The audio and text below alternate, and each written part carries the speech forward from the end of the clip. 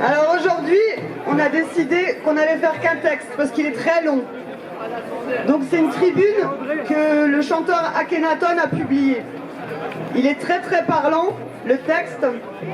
Il est un peu long, donc on va se le partager à 4. Je commence. Donc c'est la tribune libre d'Akhenaton. Le maître et ses perroquets. Aujourd'hui, honnêtement, je pourrais me taire. Je pourrais me cacher et espérer sortir de cette crise en n'ayant choqué ou déplu à personne. Priant que je puisse enfin recommencer normalement et gagner ma vie, mais non. Et tous ceux et celles qui s'étonnent de mes positions clivantes en se disant fans du groupe IAM, vous avez sûrement dû vous arrêter à Je danse le Mia. Mais vous ne semblez pas connaître les positions que nous défendons dans de nombreux textes depuis 30 ans. Si mon obsession était de gagner plus d'argent, je serais un perroquet. Un bon gros perroquet docile qui répète et imite sans connaître le sens, les mots, la voix de son maître. Amis journalistes, docteurs, chercheurs, artistes et citoyens, c'est dans les temps difficiles qu'on affirme ses positions, qu'on prend des risques. Ce n'est pas lorsque tout est fini qu'on distille des « je le savais, mais je ne pouvais rien dire ». À titre professionnellement parlant, je n'ai rien à gagner en prenant position en tant que père, ami et mari, je ne peux pas me taire. C'est une question d'honneur, de bon sens, d'honnêteté et de cohérence avec 30 ans de texte. Ce qui m'a motivé à clarifier mes positions une bonne fois pour toutes, c'est la tribune du professeur Grimaldi dans les JDD, qui pense que les non-vaccinés doivent être responsables et signer une attestation de refus de prise en charge en réanimation en cas d'infection due au Covid-19. Vous êtes docteur, monsieur Grimaldi? Vraiment? Vous avez prêté serment? Vous vous rendez compte de ce que vous dites? Vous êtes diabétologue, c'est bien ça? C'est comme si des personnes qui font du sport et mangent sainement demandaient bêtement à la partie non héréditaire de vos patients qui est diabétique de signer une attestation de non prise en charge en réanimation. Car ils ne veulent pas que des gens qui ont mangé et bu de la merde prennent leur place en cas de saturation de service. Ce serait au minimum stupide, au maximum criminel. Et puisqu'on y est, allez, une attestation à la caisse du bar tabac pour les fumeurs. 150 000 décès en France en 2 ans. Une attestation électronique pour ceux qui dépassent 50 km/h en ville. Une attestation à la caisse des fast-foods. Une attestation pour ceux qui boivent de l'alcool à la maison, en soirée ou au restaurant, lors de vos repas entre collègues. 100 000 décès dus à l'alcool en France en 2 ans. Une attestation pour les gens inactifs aussi. Puisque je suis contribuable, selon votre logique, je peux y prétendre. Et allons-y. Construisons une société où chacun édicte ses propres règles et ses propres lois. Ce n'est pas possible, on va droit dans le mur. Le bon vieux mur du con. Il ne faut pas se méprendre, tous ces néo-solidaires qui boivent et recrachent les paroles de M. Grimaldi s'en sont toujours foutus des autres. Ils ont juste peur de souffrir et de mourir. Le plus gênant, ce sont les journalistes qui reprennent ces idées comme des perroquets, en banalisant l'extrémisme et la brutalité de ses propos, et commandent même des sondages sur le sujet. C'est-à-dire que chacun d'entre nous peut alors désigner la pathologie qui nous dérange et rendre ces malades responsables du naufrage de l'hôpital. Monsieur Grimaldi, vous avez, comme une partie du personnel soignant, malheureusement utilisé cette pandémie comme un tremplin terrifiant pour vos revendications légitimes. La peur, voilà la pire des pandémies mondiales. L'hôpital public est en souffrance depuis une vingtaine d'années et les conditions de travail du personnel sont très difficiles. L'ATIH a publié son rapport en 2020. Quel est le pourcentage de fréquentation hospitalière pour les patients Covid-19? Des programmations, 2% et 5% en soins critiques.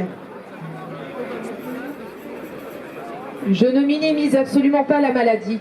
La mortalité est élevée en 2020, mais la réaction d'une partie du milieu hospitalier et médiatique a été démesurée. Et les politiques et leurs amis industriels se sont engagés dans la brèche, en Occident puis dans le monde entier. Pratique. Les personnes que vous devriez viser et qui ont étrié notre système de santé peuvent, grâce à vous, s'acheter un costume de sauveur plein de générosité. Gros, visible, pas de gants, pas grave, personne ne dit rien. Monsieur, j'écris cette lettre pas en tant qu'artiste mais en tant que citoyen. Du moins en tant qu'ex-citoyen, si l'on en croit Emmanuel Macron. Et le plus gros problème est bien là. Depuis le début, les médias ont respecté leur logique éprouvée depuis 2001. Peur, slogan. Peur peur pour plus de recettes publicitaires. Ils ne sont plus le quatrième pouvoir depuis longtemps. Ils sont le pouvoir. Donc ce n'est pas étonnant qu'ils soient la propriété de quelques personnes. L'élection de Trump, la pression de Poutine, de la Chine, de l'Inde, et pour finir les week-ends des Gilets jaunes ont effrayé profondément les régimes occidentaux, leurs vassaux et surtout le nôtre. Malheureusement, la pandémie a été un outil politique pour contrer le phénomène insurrectionnel. Et qu'a fait le gouvernement français? Il a choisi de copier les stratégies de désinformation de leurs opposants de l'extrême droite, surtout américaine, pour contrer ses adversaires. Et comme cela est né la version du Trumpiste bobo-facho made in France, la gauche timide est passée du rose au brun, mensonges irréels répétés, faux chiffres, concitoyens d'outre-mer traités de prêtres vaudous, fausses promesses, fausses nouvelles, vidéos effacées, comptes de réseaux sociaux bloqués. Le monde diplomatique a d'ailleurs traité le sujet dans un très bon article consacré à notre pays et qui s'intitule « La Chine occidentale ». Tout cela sous le nez de tas de nouveaux fake-checkers qui checkent uniquement ce qui convient à leur patron. Ils disent certaines vérités, mais ils ne sortent pas des clous. Ils vendent parfois notre société en tranches pour garder leur salaire.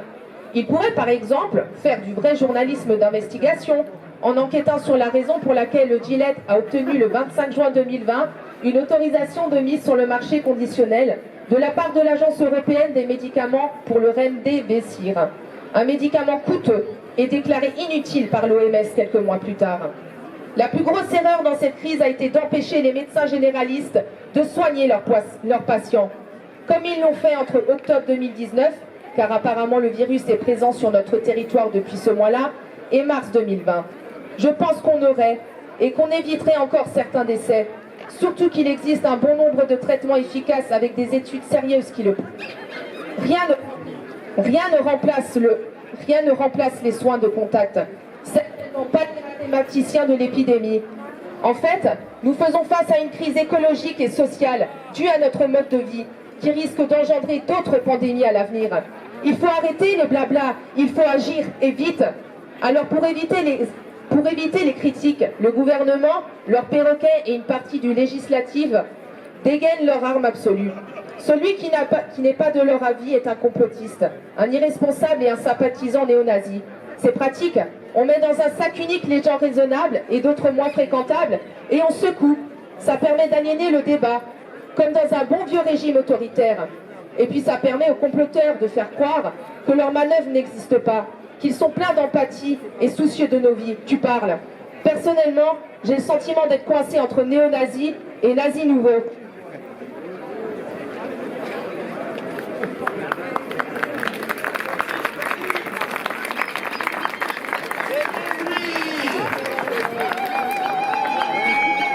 Pour couronner le tout, j'ai assisté à des tribunaux télévisés où des philosophes, des anciens de la télé-réalité ou des consultants santé de chaîne info ont dénigré de grands docteurs, moqué des psychologues et même des chercheurs et professeurs mondialement reconnus sur le sujet. Est-ce qu'on voit ça dans d'autres métiers? Jamais. Sauf ceux liés au football peut-être.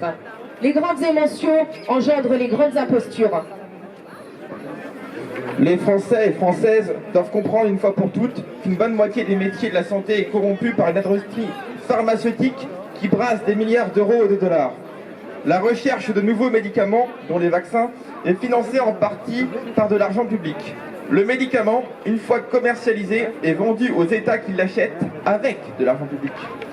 On vend un produit aux personnes qui ont financé une partie de sa conception. Quel business model? Le rêve capitaliste ultime.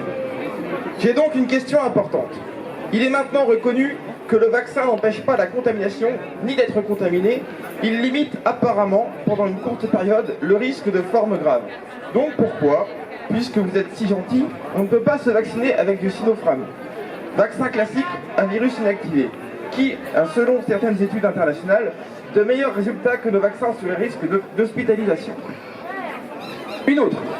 Pourquoi les pays les plus vaccinés enregistrent-ils le taux de décès lié au Covid-19 les plus élevés? Pourquoi la Suède, avec une couverture vaccinale de 71%, qui n'a pas appliqué beaucoup de mesures restrictives, masques ou confinement, et que les journaux appelaient le mauvais élève de l'Europe, s'en sort beaucoup mieux que nous à ce jour en termes de mortalité? Pourquoi vous envoyez chez eux les soignants négatifs qui refusent de se faire vacciner alors que, selon vos dires, l'hôpital est débordé et dans un même temps, vous demandez aux soignants vaccinés positifs asymptomatiques de venir quand même travailler au contact des patients. C'est scientifique ça. Une dernière. Pourquoi les variants dominants sont toujours apparus dans 2 pays, soit avec une couverture vaccinale importante, soit avec une industrialisation forte, soit les 2? Je me rappelle les mots de M. Véran et Castex pour inciter à la vaccination. Le seul moyen de se débarrasser de ce virus, c'est la vaccination. Et non, désolé Doc, comme en 1889, lors de l'épidémie de la grippe russe, qui était en fait un coronavirus toujours présent de nouveau, et qui est devenu un rhume en 1893. Source un site internet.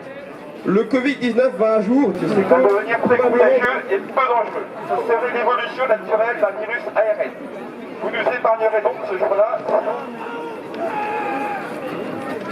Vous êtes toujours en poste, le mensonge, c'est grâce à ce vaccin.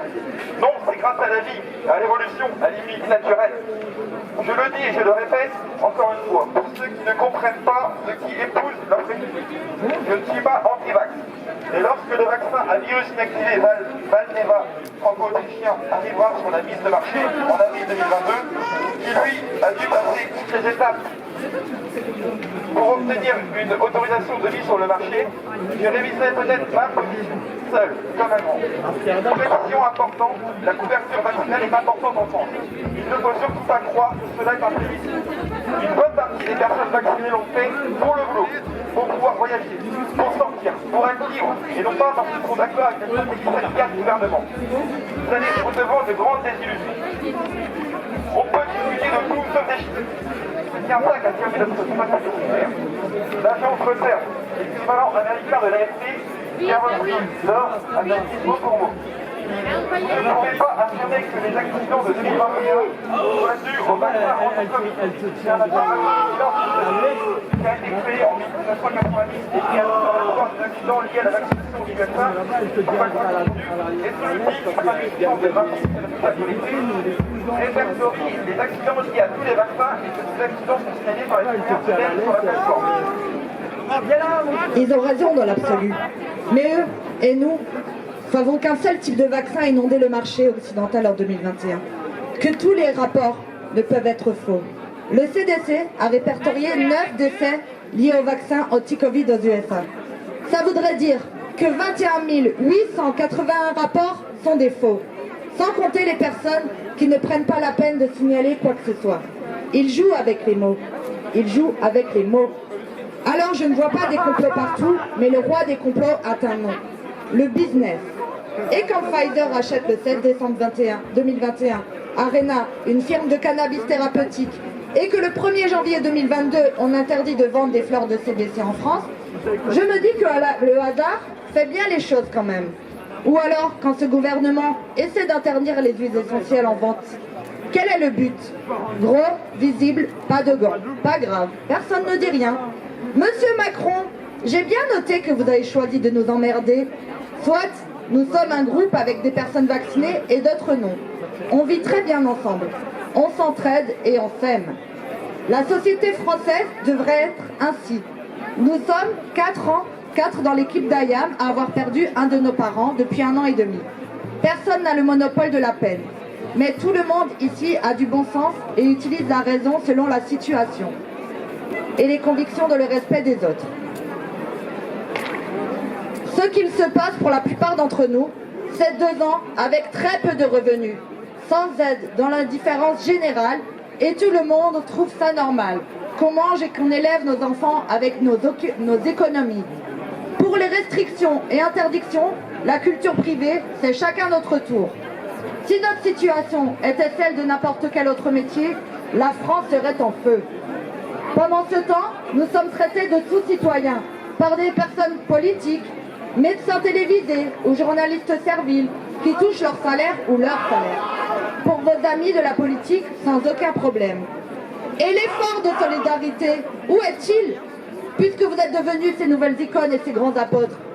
Monsieur le Président, juste une petite idée. Emmerder les gens qui font évader chaque année 100 milliards d'euros au Luxembourg, qui est encore, à ce que je sache, un pays d'Europe. Ou bien les nationaux qu'ils sont cités dans les Pandora Papers. Ça vous donnera largement de quoi financer une éducation digne de ce nom. pour nos enfants et des enseignants désabusés. Un hôpital et un système de santé qui sera digne pour les patients et les soignants. Et du coup, les citoyens ne se déchireront pas pour un lit de réanimation comme pour du PQ ou de l'essence le lendemain de stress télévisé. Je suis particulièrement triste et inquiet quand je vois à quel point notre jeunesse est impactée, stigmatisée et souffre de cette situation. Ils sont les moins touchés par les virus et ils sont les plus ciblés par les mesures d'interdiction. Beaucoup de gens qui sont aux manettes ont déjà fait une bonne partie de leur vie et ont vécu une insouciante enfance, adolescence et vie de jeune adulte. Empathie? Non, individualisme. C'est bien cette crise sociale, écologique et politique que nous traversons. L'économie est le moteur du changement. Plutôt difficile quand la moitié du CAC 40 a un patron issu de grands corps de l'État. Monsieur le Président, vous êtes en campagne? Gros, visible, pas de gants, pas grave. Personne ne dit rien, surtout pas les perroquets. Nous aurions pu bâtir dans la difficulté de cette crise une société plus solidaire, plus empathique et plus unie. Vous avez fait de cette période un modèle de division, de haine et d'individualisme. Akhenaton.